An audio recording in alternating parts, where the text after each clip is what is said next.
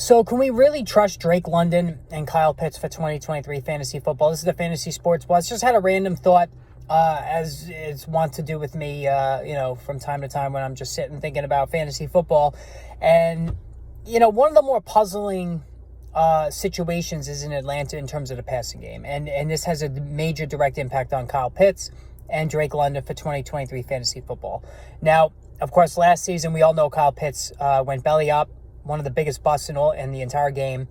And really through not as much fault of him because, he had an excellent rookie season, generational talent, an uncanny talent at tight end, the total package athletically, but was completely neutered in the run-heavy Arthur Smith, offense for the Atlanta Falcons last season. So, and with the run-heavy aspects of it, and also the shaky passing of Marcus Mariota, Kyle Pitts really didn't have a chance to succeed.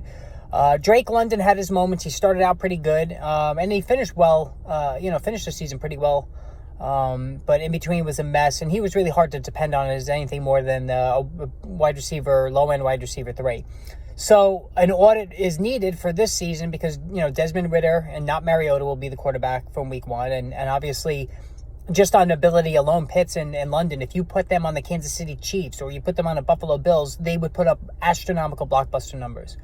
But the question is Desmond Ridder capable of unlocking these two and making them worthwhile investments in fantasy football? Now, for me, I have my doubts. And I've seen a lot of Desmond Ridder when he was at Cincinnati.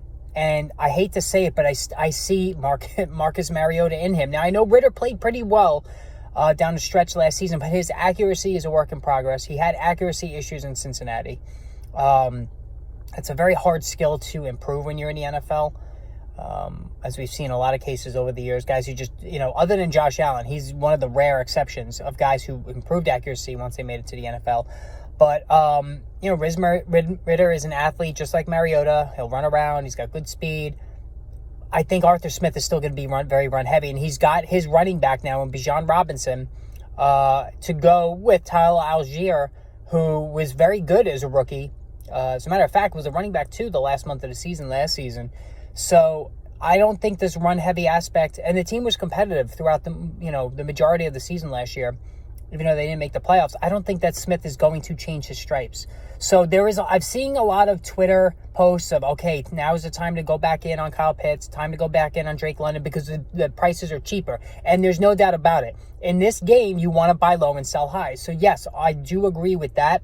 But London, I'd be more inclined to take a shot on, not as much Pitts. I don't think they're going to be throwing it enough. And I think both guys are going to be very hot and cold, very inconsistent. They'll be better than last year. They have to be. But I still don't see either guy meeting the hype of their natural ability. And so that's what I'm trying to say there. So I'm not going after Pitts. I like Hockenson better. I like Kittle better. I like Darren Waller better. Darren Waller and Pitts is a good debate. I'm taking Darren Waller every single time because he is the clear-cut number one option in the passing game.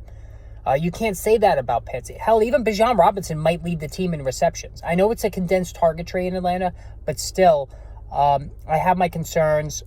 I want as sure thing as possible when it comes to my investments, and I'm not going to actively go after either guy. Can I see myself with Drake London as my wide receiver 3? Yes, but I don't see myself owning Kyle Pitts, especially after the fiasco of last season. If they both, outproduce what my projections are, which are modest, then great. And I wouldn't be totally surprised, but I just don't like the quarterback and I don't like the offensive setup. All right, guys, hit that subscribe, hit the notification button. More videos on the way soon.